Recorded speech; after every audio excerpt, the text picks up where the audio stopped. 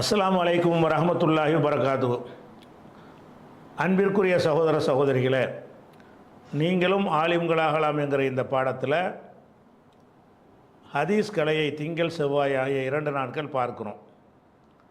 அதில் ஹதீஸ் கலைக்கு செல்வதற்கு முன்னால் ஹதீஸின் அவசியத்தை பற்றி நம்ம அறிந்து வருகிறோம். ஏன்னு கேட்டால், ஹதீஸ் அவசியமில்லை என்று சொல்லக்கூடிய ஒரு சாத்தானிய ஒரு கும்பலுடைய வழிகேடு மக்கள்கிட்ட இருந்து கொண்டு இருக்கிறது. அதற்காக வேண்டி குரான் அல்லாத வகை இருக்கிறது என்பதை நம்ம என்ன செய்கிறோம், குரானில் இருந்த அனைத்துமே குரானில் தான் நிரூபிக்கிறோம். ஒன்று, அதில் இறுதியாக சென்ற வாரம் நம்ம என்ன செஞ்சோம்னு கேட்டால், கிப்லாவுடைய மாற்றங்கள் குறித்து 3 நிலை இருந்தது. அந்த 3 நிலையில் 3வது நிலை நேரடியாக குரானில் கட்டளை இருக்கிறது. முதல் 2 கட்டளைகள் குரானில் இல்லை. ஆனால் அப்படி கட்டளை விட்டோம் என்று அல்லாஹ் என்ன செய்யறான், அதில் நமக்கு சொல்லி காட்டுகிறான். அப்படி இல்லைன்னு சொன்னால் அப்போ குரான்லேருந்து எடுத்து காட்டணும். எடுத்து காட்ட இந்த வசனம் பொய்யாயிரும். ஆனால் எப்போ பொய்யாகாது, வேறு வகையும் நல்லா சொல்லியிருப்பான்டா பொய்யாகாது, அதை எடுத்து காட்டிட்டு போயிடுவோம். வேறு வகை என்ன, உங்களோட அந்த செயலே வகை தானே. எப்போ நீங்கள் பைத்துல் முகஸை நோக்கி தொழுகிறாங்களோ அவங்க இஷ்டப்படி தொழுலன்னு தான் அர்த்தம். அது வகையில்னு அர்த்தமாயிருச்சு. அப்படிங்கிற விஷயத்தை நம்ம சென்ற வாரம் பார்த்துட்டோம். இந்த வாரம் இந்த வசனத்தை பாருங்கள். இதுவும் அதே மாதிரியான ஒரு டாபிக் தான். இதில் என்ன சொல்லுறதுக்கு முன்னாடி ஒரு சாராம்சத்தை விளங்கிக்கிறங்க. சாராம்சம் என்னன்னு கேட்டால், இப்போ நம்ம எல்லோரும் விளங்கி வச்சுருக்குறோம், நோம்புடைய காலம், ரமலான் மாதம் இருக்குல்ல, நோம்புடைய காலத்தில் பகல் மட்டும்தான் நோன்பு என்று நம்ம விளங்கி வச்சுருக்குறோம். அது பிறகு அந்த சட்டம் வந்ததுனால அதை கரெக்டாக இன்றைக்கி நம்ம ஃபாலோ பண்ணிக்கிட்டு இருக்கிறோம். ஆனால் நோன்பு கடமையாக்கப்பட்ட ஆரம்ப காலங்களில் எல்லாம் நோம்புடைய சட்டம் வேறு மாதிரி இருந்துச்சு. எப்படி இருந்துச்சின்னு சொன்னால், உண்ணுதல் பருகுதல் இருக்கு இல்லையா, அதுதான் பகலில் நிறுத்தி கொள்ளணும். ராத்திரியில் உண்ணலாம் பருகலாம். குடும்ப வாழ்க்கையில் ஈடுபடக்கூடாதுங்கிறது இருக்குல்ல, அது இரவுலையும் கூடாது. 30 நாளைக்கு மனைவியரோட தாம்பத்தியம் செய்யக்கூடாது, இரவிலும் பகலிலும். ஆரம்பத்தில் இருந்த சட்டம். உண்ணுதல் பருகுதலை பொறுத்த வரைக்கும் இரவில் சாப்பிட்டுக்கிறலாம், பகலில் அந்த நோம்புடைய டைம் இருக்குல்ல அப்படின்னு. அப்போ நோம்புடைய சட்டம் எப்படி இருந்துச்சுன்னு சொன்னால், உண்ணுதல் பருகுதல்ங்கிற விஷயம் இன்றைக்கி இருக்கிற மாதிரி தான் ஆரம்பத்தில் இருந்தது. இல்லறத்தில் ஈடுபடுற விஷயத்தை பொறுத்த வரைக்கும் இப்போ நம்ம என்ன மாதிரி விளங்கி வச்சுருக்கிறோமோ இப்படி இல்லாமல் இதை விட கொஞ்சம் கடுமையான கண்டிஷனோடு இருந்தது. என்ன கண்டிஷன், ரமலான்னு சொன்னால் கம்ப்ளீட்டாக இல்லறத்தை நிறுத்திடணும், இரவுலையும் நீங்கள் அதை ஈடுபடக்கூடாதுன்னு எல்லாம் கட்டளை இட்டான். கட்டளை இட்டவங்க என்ன செய்கிறாங்கன்னு கேட்டால், இந்த கட்டளையை நிறைய சகாபாக்களை கடைப்பிடிக்க முடியலை. அதாவது இல்லறத்தில் குடும்பத்தில் இருந்து கொண்டு மனைவியோடு சேர்ந்து இருந்து கொண்டு அவங்கள நெருங்கவே கூடாதுங்கிற அந்த கட்டளை வரும் பொழுது 1 மாதம் 1 நாள் 2 நாளாக இருந்துருவாங்க. 1 மாதம் அப்படி செய்யும் பொழுது அதில் சில நேரங்களில் அதை மீற வேண்டிய நிலை அவங்களுக்கு வேணும்னு அல்ல, அவங்களை மிஞ்சி என்ன செஞ்சுருவாங்க, மீறிடுவாங்க. மீறிட்டு அந்த குற்றஞ்சி பாவம் செய்யக்கூடிய நிலைமைக்கு அவங்க ஆளாயிருவாங்க. இதுக்கு பாத்திரம்லாம் என்ன செய்கிறான், இவங்களுக்கு கஷ்டமாக இருக்குது அப்படின்னு சொல்லி லேசாக்குறதுக்காக வேண்டி இனிமேல் அந்த அந்த அந்த சட்டம் இல்லை. இரவில் நீங்கள் என்ன செய்யலாம், சாப்பிட்றது பருகிறது மாதிரி, சாப்பிடுவது பருகுதல் எப்படி இரவில் அனுமதிக்கப்படுகிறதோ அது மாதிரி தாம்பத்தியம் அனுமதிக்கப்படுது. இப்போ நீங்கள் ஈடுபட்டுக்கிறங்க அப்படிங்கிறது உள்ள விஷயந்தான். இப்போ இந்த காட்டுற வசனத்தில் உள்ள சாராம்சம். அதில் நம்ம வாதம் 2வது வைப்போம். முதல்ல விளங்கிடுவோம், இதில் என்ன வாதம் வைக்கிறோங்கிறத 2வது வைப்போம். இதில் வாசகத்தை பாருங்கள். உஹில்லலக்கும், உங்களுக்கு ஹலாலாக்கப்படுகிறது, லைலத்து சியாமி, நோன்பின் இரவில், நோன்புடைய இரவில் உங்களுக்கு ஹலாலாக்கப்படுகிறது, ரஃபசு இலா நிசாயிக்கும், உங்கள் மனைவியரோடு கூடுவது உங்களுக்கு ஹலாலாக்கப்படுகிறது. நோன்புடைய இரவில் உங்கள் மனைவியோரோடு கூடுவது உங்களுக்கு ஹலாலாக்கப்படுகிறது. அப்போ இதுக்கு முன்னாடி ஹலாலாக இல்லை, வழங்குதா? இப்போ ஹலாலாக்கப்படுதுன்னு என்ன அர்த்தம், ஹலாலாக இல்லாமல் இருக்குது. சரி, அதை இன்னும் தெளிவாக கூட அந்த வசனத்தில் இருக்குது. என்ன வருது, அலிமல்லாஹு, அல்லாஹு அறிந்து விட்டான், அன்னக்கும் நீங்கள் குன்தும் தஹ்தானூன அன்ஃபுசக்கும், தஹ்தானூன்னா மோசடி செய்கிறது, ஹியானத்து, இஹ்தானோட உள்ளது. தஹ்தானூன் அம்புசக்கும், உங்களுக்கு நீங்களே மோசடி செய்து கொண்டிருந்தீர்கள் என்பதை அல்லாஹ் அறிந்து விட்டான். இப்போ தாப அலைக்கும், உங்களை மன்னித்தும் விட்டான், வாஃபான்கும் உங்களுடைய தவறுகளை அலட்சியப்படுத்தி விட்டான். இப்படி சொல்லிட்டு ஃபொல் ஆன இப்போது முதல் பாஷிரோஹுன்ன உங்கள் மனைவியரோடு என்ன செய்யுங்க, நீங்கள் வந்து கூடுங்கள், இல்லறத்தில் ஈடுபடலாம் அப்படின்னு இதில் சொல்லப்படுது. அப்போ இப்போது முதல் செய்யலான்னு என்ன அர்த்தம்? ஃபுல் ஆன இப்போது நீங்கள் கூடிக்கொள்ளுங்கள்னா இதுக்கு முந்தி இல்லை. அதுபோக நீங்கள் உங்களுக்கு நீங்களே மோசடி செய்தீர்கள்னா என்ன அர்த்தம்? அந்த கட்டளை மீறினீங்கன்ற அர்த்தம். இரவில் நீங்கள் அந்த கட்டுப்பாடாக இருக்க முடியலை. அன்னக்கும் குன்தும் தஹ்தானுன் அம்புசக்கும் உங்களுடைய நப்சுக்கே நீங்கள் என்ன செஞ்சீங்க, மோசடி பண்ணினீங்கன்னு சொன்னால் உங்களுக்கு அல்லாஹ்வுடைய கட்டளையை மீறி உங்களுக்கு வந்து என்ன செஞ்சிட்டீங்க, கேடான ஒரு வேலையை செஞ்சிட்டீங்க. உங்களை மன்னிச்சேன்னு சொல்கிறான். மன்னிச்சேன்னா எதுக்கு சொல்லுவான்? தப்பை தானே மன்னிக்கணும். அப்போ இரவில் கூடக்கூடாதுன்னு இருக்கும்போது கூட தப்பு, அனுமதிக்கும் போது கூட தப்பு இல்லை. இறைவன் வந்து இரவில் வந்து கணவன் மனைவி சேரக்கூடாதுன்னு சொல்லும்போது அவங்க சேர்வார்களேயானால் அது குற்றம். அதை மன்னிச்சேங்கிறான். ஃபத்தாப அலைக்கும் வாஃபான்கும் 2 வார்த்தையை போட்டு மன்னிக்கிறான். அப்போ இதில் என்ன இது எல்லாத்தையும் சேர்த்து என்ன விளங்குதுன்னு கேட்டால், இரவில் வந்து தாம்பத்தியத்தில் ஈடுபடுறதல் என்ற விஷயம் முற்றிலும் தடுக்கப்பட்டது. மாதம் முழுசும் ஒரு மாதத்துக்கே தவிர்த்துன்னு கம்ப்ளீட்டாக ரமலானில். அதுக்கு பிறகு எல்லாம் என்ன செய்கிறான், அதை அவங்க பேணலைன்னு விளங்குதா? நீங்கள் உங்களுக்கு துரோகம் செய்தீர்கள், அல்லாஹ் உங்களை மன்னித்தான், அலட்சியப்படுத்தினான், இப்போது நீங்கள் கூடிக்கொள்ளுங்கள் அப்படின்னா இதுக்கு முந்தி கூடக்கூடாதுன்னு இருந்துச்சு, இப்போ தான் கூடுறதுக்கு அனுமதி கொடுக்கப்படுதுன்னு வந்துருச்சு. அப்போ இதில் வந்து இதில் என்னென்ன சட்டம் வழங்குது என்று கேட்டால், ஏற்கனவே மனைவியரோடு கூடக்கூடாது என்று அல்லாஹ் என்ன செஞ்சுருக்கிறான், கட்டளை இட்டிருக்கிறான். ஏற்கனவே மனைவியரோடு கூடக்கூடாது என்று கட்டளை இட்டுட்டான். அது இதில் விளங்குதா? சரி, இப்போ என்ன செய்கிறான், அந்த தடையை நீக்கிறான். தடையை நீக்கிற வசனம் தான் இது. இப்போது கூடிக்கொள்ளுங்கள்னா என்ன அர்த்தம்? ஏற்கனவே போட அந்த சட்டம் வாபஸு வருது. அப்போ இதில் வந்து 2 கட்டளைகள் விஷயம் சொல்லப்படுது. ஒரு கட்டளை என்ன, இப்போது கூடிக்கொள்ளுங்கள், இது ஒரு கட்டளை. இன்னொரு கட்டளை என்ன, கூடாதீர்கள் என்று ஒரு கட்டளை. அப்படி ஒரு கட்டளை இருந்துச்சுன்னு இதில் விளங்குது. அந்த கட்டளை எங்கே? இதில் அந்த கட்டளை இல்லை. குர்ஆன் முழுசும் தேடி பார்த்தா கூட இப்போ தான் ஹலாலாக்குறேன்டா, இதுக்கு வந்து தடுக்கப்பட்டுச்சுன்னு அர்த்தம். இரவில் நீங்கள் தாம்பத்தியத்தில் ஈடுபடுவதை இப்போ தான் நான் ஹலாலாக்குறேன் அப்படின்னா இதுக்கு முன்னாடி உங்களை ஹலாலாக்கலை தடுத்து இருந்தேன். அப்போ அல்லாஹ் தடுத்து இருந்தான்னு விளங்குது. தடுத்து இருந்தான்ல, எங்கே தடுத்து இருந்தான் காட்டுங்க, குர்ஆன்லேருந்து தடுத்து இருந்ததை காட்டுங்க. தடுத்ததை எடுத்து காட்டுறான். இங்கே தடை ஒன்றும் போடப்படலை, கூடாதீர்கள்னு இங்கே போடப்படலை. கூடாதீர்கள்னு ஒரு கட்டளை இருந்ததை இதிலிருந்து விளங்க முடிகிறது. கூடுங்கள்ங்கிற கட்டளை இதில் சொல்லப்படுகிறது. இப்போது கூடிக்கொள்ளுங்கள். அப்போ இப்போ கூடிக்கொள்ளுங்கள் என்று அல்லாஹ் வந்து அந்த கட்டளை என்ன செய்கிறான், தளர்த்துறான். அதே நேரத்தில் என்ன செய்கிறான், ஏற்கனவே ஒரு கட்டளை இருந்துச்சுங்கிறான். என்ன கட்டளை? கூடக்கூடாது. அப்போ மனைவியரோடு ரமலான் மாதத்தில் இரவில் கூடக்கூடாது அப்படின்னு ஒரு தடை ஏற்கனவே இருந்திருக்கிறது. அதை சஹாபாக்கள் மீறினார்கள். அவங்களுடைய நிலைமையை பார்த்துட்டு அல்லாஹ் அதை தளர்த்தி விட்டுட்டு இப்போது கூடுங்கள்னு சொன்னான்னு இதில் சொல்லப்படுதில்ல. அதில் வந்து இப்போது கூடுங்கள்ங்கிற இந்த கட்டளை குர்ஆனில் இருக்குது. அல் ஆன பாஷிருஹுன்னன்னு இருக்குது தெளிவாக. உஹில்லலக்கும் இப்போ ஹலாலாக்கப்பட்டுச்சுன்னு இருக்கிறது. அப்போ இப்போதைக்கு உங்களுக்கு அது அனுமதிக்கப்பட்டுச்சுங்கிற ஒரு விஷயம் இதிலேயே சொல்லப்பட்டுருச்சு. இந்த வசனத்திலேயே, இந்த வசனம் எத்தனை நம்பரு, 287 சொல்லப்பட்டுருச்சு. ஆனால் இன்னொரு கட்டளை இருந்திருக்குதே, கூடக்கூடாதுன்னு, அதை தானே மீறி இருக்கிறாங்க. அந்த கூடக்கூடாதுங்கிற ஒரு கட்டளை இருந்து தானே மீறினப்பறம் குற்றமும் அல்லாஹ் சொல்கிறான். அப்போ அல்லாஹ் தான் அந்த கட்டளையை போட்டிருக்கிறான். அவங்கள ரசூலுல்லாஹ் போட்டதில்லை, அல்லாஹ் அந்த கட்டளையை போட போய் தான் நீங்கள் மீறினீங்க, உங்களை மன்னிச்சிட்டேன், உங்களுக்கு நீங்களே துரோகம் செஞ்சீங்க அப்படின்னு சொன்னால் என்ன அர்த்தம், அந்த கட்டளையை மீறியதை இங்கே எடுத்து காட்டுகிறான். அவருக்கு அப்போ ஒரு கட்டளை இருந்துச்சுன்னு அர்த்தம். கட்டளை இருந்தால் அல்லாஹ்வுடைய எல்லாமே வஹி வந்து குர்ஆன் மட்டும்தானே, குர்ஆன் அல்லாத வஹி வராதுல்ல. அப்போ அந்த கட்டளை எடுத்து காட்டுங்க. குர்ஆனில் எங்கன்னா ஒரு இடத்துல நீங்கள் வந்து மனைவியரோடு கூடக்கூடாது ரமலான் மாதத்தில் அப்படின்னு எடுத்து காட்டுங்க. ஒட்டுமொத்த குர்ஆனில் இல்லை.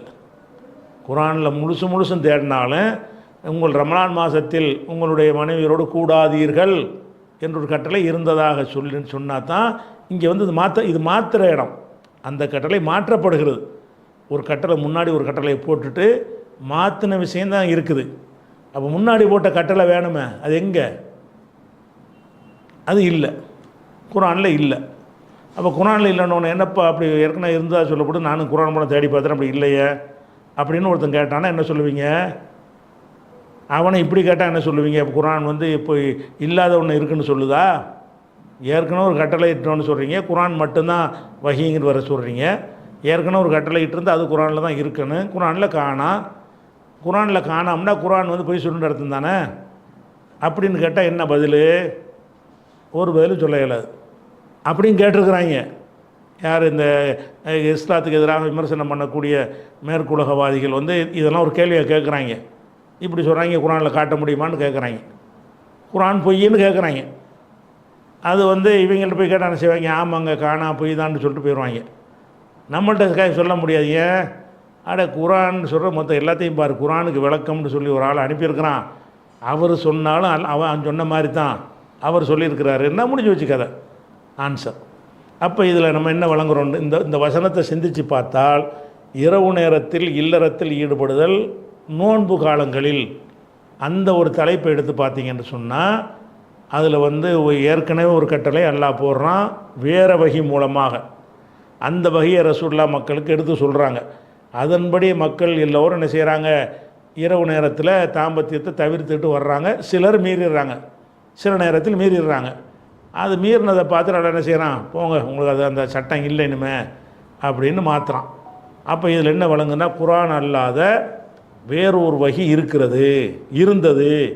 அந்த வேறு வகை மூலமாக வந்ததை சஹாபாக்கள் கடைப்பிடிச்சதை அல்லாஹ் வந்து என்ன செய்கிறான்? அதை ஏற்றுக்கொள்கிறான். அதை மீறினதை அதை பாவம்னு சொல்லுகிறான். அது மார்க்க சம்பந்தம் வந்து ஆகுது. அப்போ இந்த வசனத்தை நம்ம இந்த டாப்பிக்கை, இந்த நோன்புடைய இரவில் உள்ள சட்டத்தை வந்து சிந்தித்து பார்த்தால், அது வந்து நம்ம என்ன செய்ய, குர்ஆன் அல்லாத ஒரு வகை இருந்தால் மட்டும்தான் இது சாத்தியமாகும்.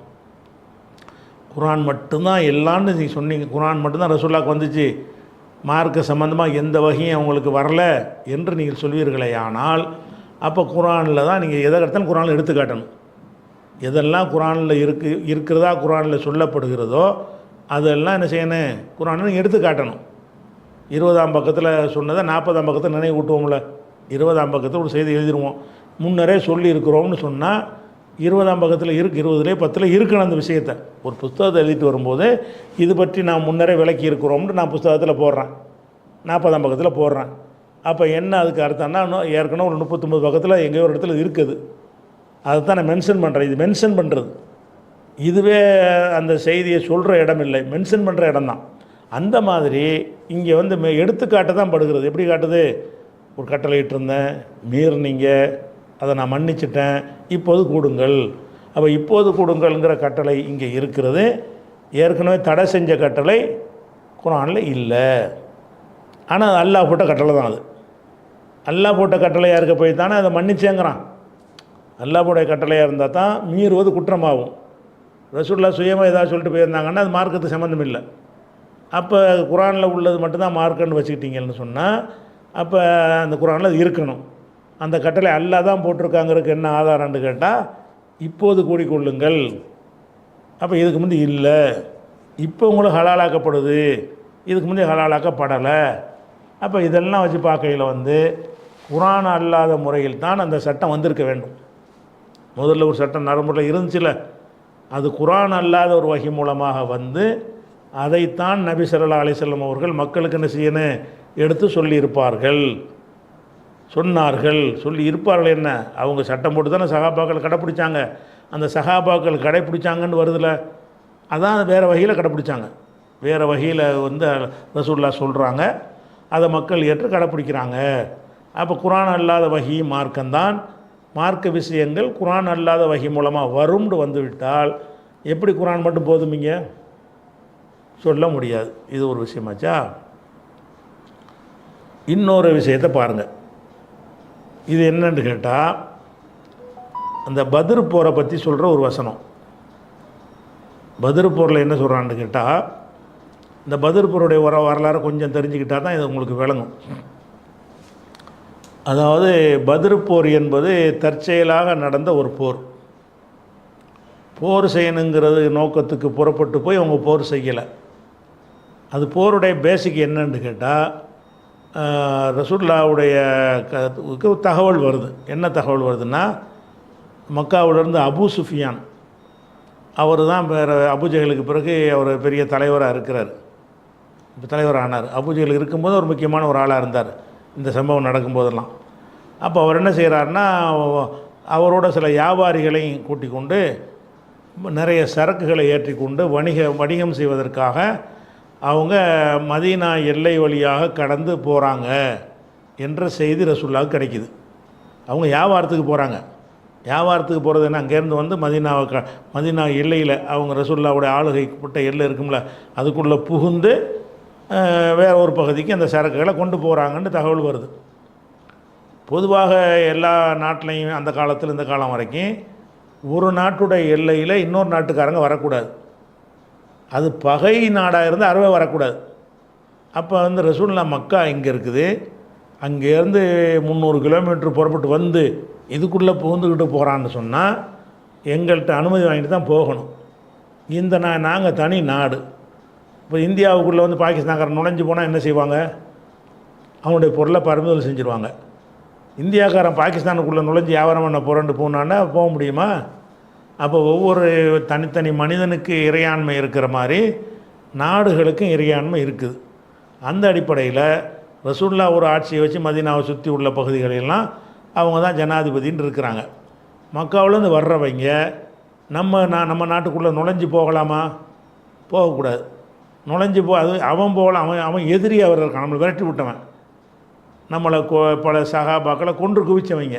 அப்போ நீ பகை நாடாக இருக்கிறவன் வந்துக்கிட்டு எங்கள் எல்லைக்குள்ளே நீ புகுந்து எங்கள் பர்மிஷன் வாங்காமல் உள்ளே புகுந்து போனால் சரியாக வருமா? வராது. அதனால் ரசூலுல்லாஹ் என்ன செய்கிறாங்கன்னு கேட்டால், உலகத்தில் எல்லா நாடுகளும் செய்யக்கூடிய நடவடிக்கை அடிப்படையில் அவங்க ஒரு என்ன செய்கிறாங்க, பறிமுதல் செய்ய ஆர்டர் பண்ணுறாங்க. நேராக போய் என்ன செய்யுங்க, அபூ சுஃபியானுடைய வணிக கூட்டத்தை வழிமறிக்கிற என்னன்னா பறிமுதல் செய்கிற மாதிரி. நம்ம ஏர்போர்ட் வழியாக சுங்கம் கட்டாமல் வந்து ஏர்போர்ட்டில் பறிமுதல் பண்ணிக்கிறான்ல, அந்த மாதிரி பறிமுதல் பண்ணுவது திருட்டு கொள்ளையில் வராது. ஒரு அரசாங்கங்கிற முறையில் செய்யக்கூடிய விஷயங்கள் வந்து அது திருட்டு கொள்ளைன்னு வராது. அந்த அடிப்படையில் என்ன செய்கிறாங்க, ரசூல் ஸல்லல்லாஹு அலைஹி வஸல்லம் இந்த மாதிரி நம்ம மசூரா பண்ணி நம்ம அவங்கள வழிமறித்து அதை எல்லாத்தையும் பறிமுதல் பண்ணணும். நம்ம நாட்டுக்குள்ளே ஏன் நுழைஞ்சி வர்றாங்க, நம்ம நாட்டுக்குள்ளே நுழைஞ்சி வர்றதை விடக்கூடாதுன்னு சொல்லி சஹாபாக்கள்லாம் தயார்படுத்தி என்ன செய்கிறாங்க, போயிட்டு இருக்கும்போது இந்த விஷயம் அபூ சுஃபியானுக்கு தெரிஞ்சு போச்சு. இந்த மாதிரி நம்ம வணிக கூட்டத்தை வந்து அவர் தாக்குறதுக்கு முகமது வர்றாரு, பிளான் பண்ணிகிட்டு இருக்கிறாருங்கிறது அவருக்கு தெரிஞ்ச உடனே அவர் என்ன செய்கிறாருன்னா மக்காவுக்கு தகவல் அனுப்புகிறார். இந்த மாதிரி நாங்கள் போய்கிட்டு இருக்கிறோம், நெருக்கடியான நிலைமை, முகமது படையோடு வந்து எங்களை தாக்குற மாதிரி இருக்கிறாரு, உதவிக்கு நீங்கள் உடனே புறப்பட்டு வாங்க அப்படின்ட்டு அங்கேருந்து ஒரு தகவலை கொடுக்குறாங்க. அவங்க மக்காவில் இருந்து வந்து இந்த வணிக கூட்டத்தை காப்பாற்றுறதுக்காக தான் புறப்பட்டு வர்றாங்க. வணிக கூட்டத்தை காப்பாற்றுவதற்காக அவங்க ஒரு பக்கம் வர்றாங்க. அப்போ இந்த இடத்துல வணிக கூட்டம் இருக்குது, இந்த இடத்துல அவங்க வந்துக்கிட்டு இருக்கிறாங்க. வந்து ரெண்டாக ஒன்றா சேருவாங்க ஒரு இடத்துல. இப்படி இருக்கிற நேரத்தில் ரசூலுல்லாஹ் என்ன செய்கிறாங்க, மசூரா பண்ணும்போது அவங்களுக்கு இந்த செய்தியும் தெரிஞ்சு போச்சு.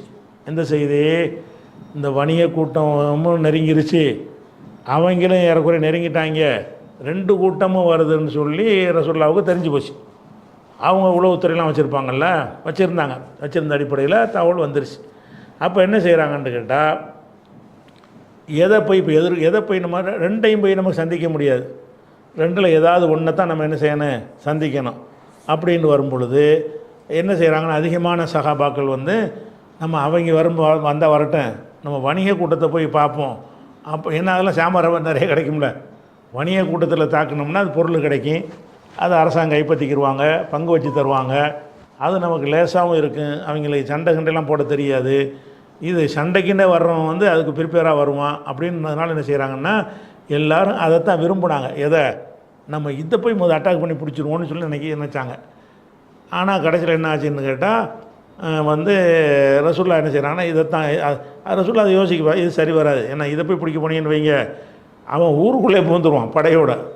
இந்த வணிக பொருளை கைப்பற்ற போனீங்கன்னா 2 ரிசல்ட் நடக்கும். வணிக பொருளை நீங்கள் கைப்பற்றிக்கிட்டு இருக்கும்போது உங்கள்கிட்ட அவ்வளோதான் ஸ்ட்ரென்த்து. அவன் அப்படி வந்து இன்னொரு பக்கம் உள்ள மதினாவுக்குள் நுழைஞ்சி நாசம் பண்ணிட்டு போயிடுவான். மதினாவுக்கு கைப்பற்றி பிடிச்சிக்கிடுவான். அதே நேரத்தில் வந்து இப்போ அந்த சண்டை பிடிக்க வர்றானே அவனை போய் எதிர்கொண்டோம்னு சொன்னால் வணிக கூட்டத்துக்கு சண்டை போடுறதுல ஓடி போயிடுவானுவோம். அப்போ நம்மளை வந்து பாதுகாத்துக்கொள்ளலான்ற ரசூலுல்லா மக்கள் அதை விரும்புகிறாங்க. தூர நோக்கு இல்லாமல் ரசூலுல்லா என்ன செய்கிறாங்கன்னா அந்த விளைவை யோசிக்கிறாங்க. இதுதான் சரியாக வரும் அப்படின்னு சொல்லிட்டு இவங்களை அபூஜஹலை நம்ம என்ன செய்வோம், எதிர்கொள்ளுவோம். அபூ சுஃபியான் வியாபார கூட்டம் தொலையிட்டு இப்போதைக்கு 2 வந்துருச்சுல. அபூ சுஃபியான் மட்டும் போனான்னா அது ஒரு விஷயம். 2ல் ஒன்றை போய் என்ன செய்வோம்னு சொல்லி அதை வந்து ஆள் அனுப்பி என்ன செய்கிறாங்க, சந்திக்கிறாங்க.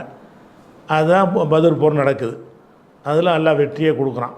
இது சம்பவத்துடைய சாராம்சம். இதில் அல்லாஹ் இதில் என்ன சொல்கிறான்னு கேட்டால், இந்த வசனம்னா இது வந்து 8-7 8வது சூறாவில் 7வது வசனம். இதில் என்ன சொல்லப்படுதுன்னா, இது யஇதுக்கும் உள்ளாகும், அல்லாஹ் உங்களுக்கு வாக்களித்ததை எண்ணி பாருங்கள். இஹ்த தாயிஃபத்தைனி, 2 கூட்டத்தில் ஒரு கூட்டத்தை. 2 கூட்டம்னா எது? வணிக கூட்டம், அவங்கள காப்பாற்ற வர்ற கூட்டம். 2 கூட்டம். அந்த 2 கூட்டம் உங்களை நோக்கி வந்துக்கிட்டு இருக்குது. இஹ்த தாயிஃபத்தைனி, அந்த 2ல் ஒரு கூட்டம் விஷயமாக அல்ல உங்களுக்கு வாக்களிக்கிறான். 2ல் எதுக்கு போனாலும் நீங்கள் ஒன்றை ஜெயிச்சிருவீங்க, ஒன்றில் நீங்கள் வெல்வது உறுதி என்று அன்னஹாலுக்கும், அது உங்களுக்கு சாதகமாக இருக்கும் என்று அல்லாஹ் உங்களுக்கு வாக்களித்து எண்ணி பாருங்கள். வத்தூன்னு, நீங்கள் விரும்புகிறீர்கள், அன்ன கைர தாத்து சௌகத்தி தக்குனுலக்கும், சிரமமில்லாத ஒன்று உங்களுக்கு இருக்கணும்னு ஆசைப்படுறீங்க. சிரமம் இல்லாதுன்னா வியாபாரிகளை போய் தாக்குறது, அதில் சிரமம் கிடையாது. அவன் ஏற்று அடிக்க மாட்டான், பயிற்சி பத்தாது. அதைத்தான் நீங்கள் விரும்புகிறீங்க அப்படின்னு சொல்லிட்டு அல்லாஹ் என்ன செய்கிறான்னா, யுரீதுல்லாஹு ஐ யுஹிக்கல் ஹக்கபி கலிமாத்தி, சத்தியத்தை வந்து உறுதிப்படுத்த அல்லாஹ் விரும்புகிறான். அதனால் நான் அதைத்தான் தேர்ந்தெடுக்கிறேன்னு சொல்லிட்டு இப்படி வருது. இதில் நம்ம மேட்ரு என்னென்னு கேட்டால், அல்லாஹ் வந்து வாக்களிச்சிருக்கான். என்னண்டு 2ல் ஒன்றை நீங்கள் ஜெயிப்பீர்கள். இவங்கள்ட்ட போனாலும் நீங்கள் ஜெயிப்பீங்க, அவங்கள்ட்ட போனாலும் ஜெயிப்பீங்க. ஆனால் நீங்கள் வந்து லேசானதை விரும்புனீங்க, அல்லாஹ் வந்து இந்த கஷ்டமானது உங்களுக்கு கட்டளை ஆக்கிட்டான். அதனால் நீங்கள் வெல்வீங்க. பத்ர் போரில் எதிரிகளை சந்திக்கிறதுனால நீங்கள் தான் ஜெயிப்பீங்க. 2ல் ஒன்றை தானே தேர்ந்தெடுத்து போகிறாங்க. அப்போ நீங்கள் ஜெயிப்பீங்கன்னு நல்லா வாக்களித்தான். இது வாக்களித்ததை நினைத்து பாருங்களுங்கிறான். இதுன்ற என்ன அர்த்தம், நினச்சி பாருங்கள். இது யஇதுக்கும் உள்ளாகோ, இதுங்கிறது அதாவுடைய வருங்காலம், அது வாவு போயிடும். இதுக்கும் உள்ளாகும், அல்லாஹ் உங்களுக்கு வாக்களித்ததை எண்ணி பாருங்கள். இஹ்த தாயிஃபத்தைனி, 2 கூட்டத்தில் ஒரு கூட்டத்தை வாக்களிக்கிறான். எப்படி வாக்களிக்கிறான்? அன்னஹாலக்கும், அது உங்களுக்கு சாதகமாக அமையும். லக்கும்னா சாதகம்னு அர்த்தம், அலைக்கும்னா பாதகம்னு அர்த்தம். அன்னஹாலக்கும், அது உங்களுக்கு சாதகமாக இருக்கும் என்று அல்லாஹ் வாக்களித்ததை எண்ணி பாருங்கள். அப்போ அல்லாஹ் ஒரு வாக்களிச்சிருக்கிறான். என்ன வாக்களிச்சிருக்கிறான்? பத்ரில் ஜெயிப்பீங்கன்னு வாக்களிச்சிருக்கிறான். சரியா? அது எங்கே வாக்களித்தான்? குரான் தேடினாலும் அது வாக்களிக்கவே இல்லையே. மொத்த குரானை தேடி பார்த்தாலும் வாக்களித்ததை எண்ணி தான் பார்க்க சொல்கிறான். இங்கே வாக்கு எங்கே? வாக்கு அளித்தா தானே எண்ணி பார்க்க சொல்லணும். அப்போ இது யஇதுக்கும் உள்ளாகும், அல்லாஹ் உங்களுக்கு வாக்களித்ததை எண்ணி பாருங்கள். என்ன வாக்களித்தான்? 2 கூட்டத்தில் ஒரு கூட்டத்தை ஜெயிப்பீர்கள் அப்படின்னு எங்கேயாவது இருக்கணுமா இல்லையா? இந்த தான் இருக்கான்னு கேட்கக்கூடாது. இது எண்ணி பார்க்க சொல்கிற இடம். வாக்களித்தானே அது எண்ணி பாருங்கள்னு. அது எங்கே வாக்களித்தது? வாக்களித்ததை காணோம். குரான் தேடுறோம், இந்த பத்ர் போரில் ஜெயிப்பீங்கன்னு என்ன இல்லை, ஒரு வாக்கையும் காணோம். அப்போ எங்கே வாக்களித்தான்? இப்போ பொய்யாவதா குரானு? இவங்க சொல்படி குரான் மட்டும் போதுன்னு சொன்னால் குரான் பொய்யாக்குறது தான் அவங்கள வேலையை. குரான் மட்டும் போதுன்னு சொல்லுவாங்க. அப்போ எங்கேப்பா அந்த வாக்குறுதின்னு கேட்டால், அந்த வாக்குறுதி குரானில் காணா. குரானில் காணாட்டி என்ன அர்த்தம்? குரானில் பொய் சொல்லிச்சுன்னு அர்த்தம் தானே. இல்லை, வாக்களிக்காமல் இருந்துட்டு என் வாக்களிச்சேங்கிறான். வாக்கே அளிக்கலை குரானில். குரான் பூரா தேடி பார்த்தோம்னா அல்லாஹ் இப்படி எந்த வாக்குறுதியும் கொடுக்கல குரானில். அப்போ எந்த வாக்குறுதியும் கொடுக்காம குரானில்னு இதுக்கு சொல்கிறோம்னா, நீ குரான் மட்டும்தானே நீ சொல்கிற, இன்னொன்று இல்லைங்கிறீங்கள. உங்க கருத்து பிரகாரம் குரானில் தான் அந்த வாக்குறுதி இருக்கணும். குரானில் எங்கேயுமே அந்த வாக்குறுதி இல்லை. அப்போ எங்கேயுமே அந்த வாக்குறுதி இல்லை என்று சொன்னால், இதை ஒருத்தன் மேலோட்டமாக பார்த்தான் தான் என்ன விளங்குவான்? குரானில் அந்த வாக்குறுதி தேடுப்பா, அந்த குரானில் எங்கே இருக்குன்னு பாரு, ஒரு காஃபிர்லாம் கூடி நின்று இந்த வசனத்தை எடுத்துக்கிட்டு 2இல் 1 வாக்களித்து எண்ணி பார்க்க சொல்லி இந்த வசனம் சொல்லுது. எங்கேயாவது அப்படி சொல்லப்பட்டிருக்கா? தேடுறா குரான்லங்கிறாங்க. உட்காந்துட்டு ஆராய்ச்சி பண்ணுறானுவோ, தேடுன்னு தேடி பார்க்குறாங்க. கடைசியில் அப்படி எந்த வாக்குறுதியும் இல்லை. அப்போ இல்லாத ஒன்றை ஏன் குரான் சொல்லுது? இல்லாத ஒன்றை பேசுகிறது தான் கடவுளுடைய வேலையா என்று ஒரு கேள்வியை கேட்டால் திருதன் முழிப்பானுவீங்க. இவங்களுக்கு அது குரானை பற்றி தான், குரானை மறுக்கிறது தான் அவங்கள்ட்ட அதை கொண்டே விடுறதுக்கு தான் இது. அவங்கள குரானை மறுக்கக்கூடியவர்களாக மாற்றி நரகத்தின் கொல்லிக்கட்டையாக மாற்றுறதுக்கு தான் அல்ல அப்படி அவங்கள ஆக்கியிருக்கிறான். முழிப்பானுவோம். இன்றைக்கி வரைக்கும் பதில் சொல்ல. இந்த கேள்வியை 30 வருஷமாக கேட்டுட்ருக்குறோம். அகல குரான் இதுக்கு பதில் சொல்கிறாண்டு வேறு என்னென்னமோ உணர்வாங்களே தவிர இந்த ஒவ்வொரு வசனமாக எடுத்து விளக்கம் கேட்குறோம்ல, இதுக்கெல்லாம் பதிலே சொன்னது கிடையாது, சொல்ல இயலாது. அப்போ அப்போ இது நம்ம என்ன வழங்குது? அப்போ எல்லாம் வாக்களிச்சிருக்கான். அப்போ என்ன வழங்குதுன்னா ரசூலுல்லாவுக்கு வேறு ஒரு வகையில் வாக்களிச்சிருக்கிறான். தைரியமாக போங்க, நீங்கள் தான் ஜெயிப்பீங்க. அதை ரசூலுல்லாஹ் மக்கள்கிட்ட சொல்லியிருப்பாங்க. விளங்குதா இல்லையா? அப்படின்னா அல்லாவுடைய இது வாக்குறுதி பொய்யாகலை. வாக்களித்தது எங்கேன்னு கேட்டால், வாக்களித்தது வேறு வகை இருக்குல்ல, உள்ளத்தில் எல்லாம் போடுவான். அதில் நேருக்கு நேராக கூட பேசி அந்த வாக்குறுதியை கொடுத்துருப்பான்.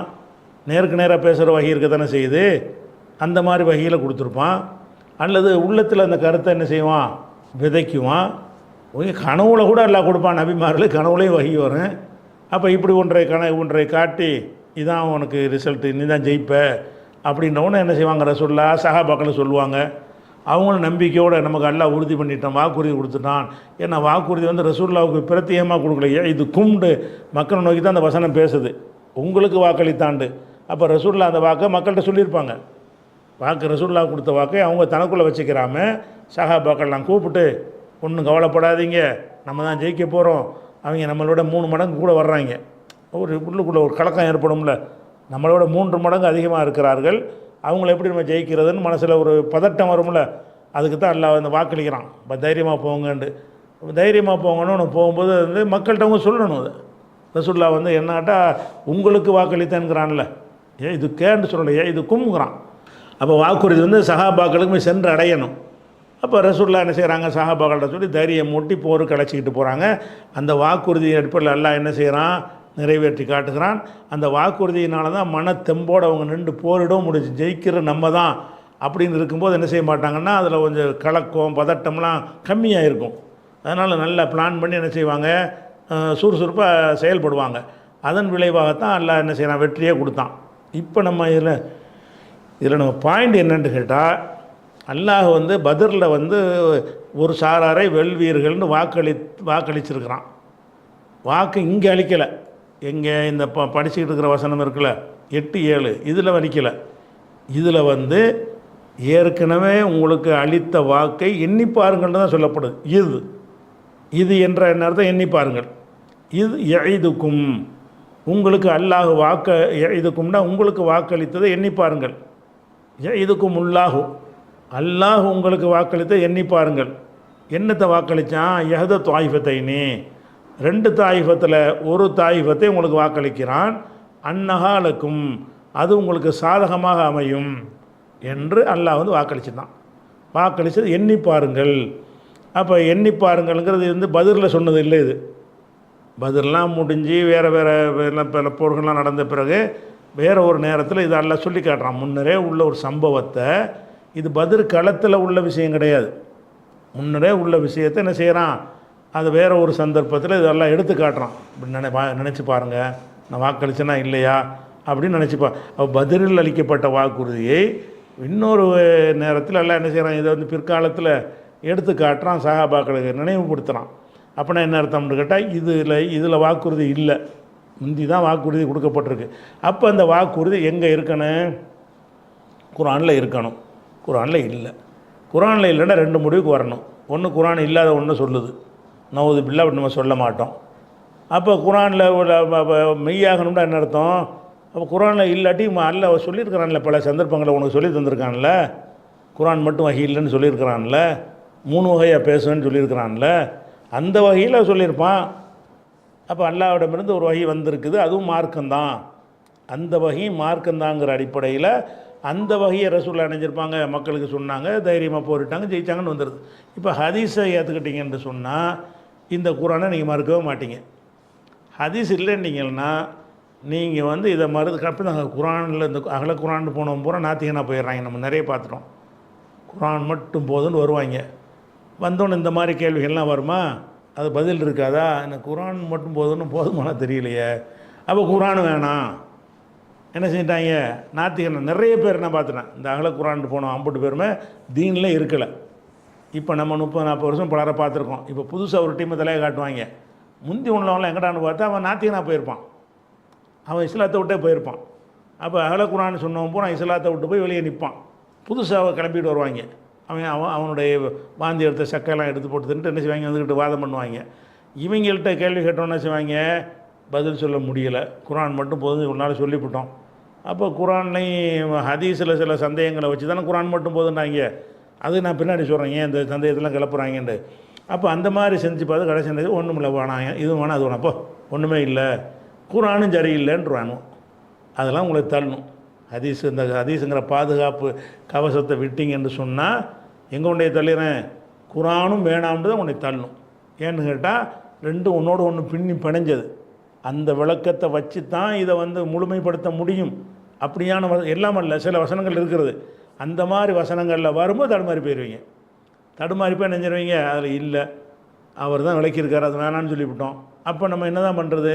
இதுவும் வேணான்னு சொல்லிடுவோம். இப்படி ஆகிட்டு அனுபவம்.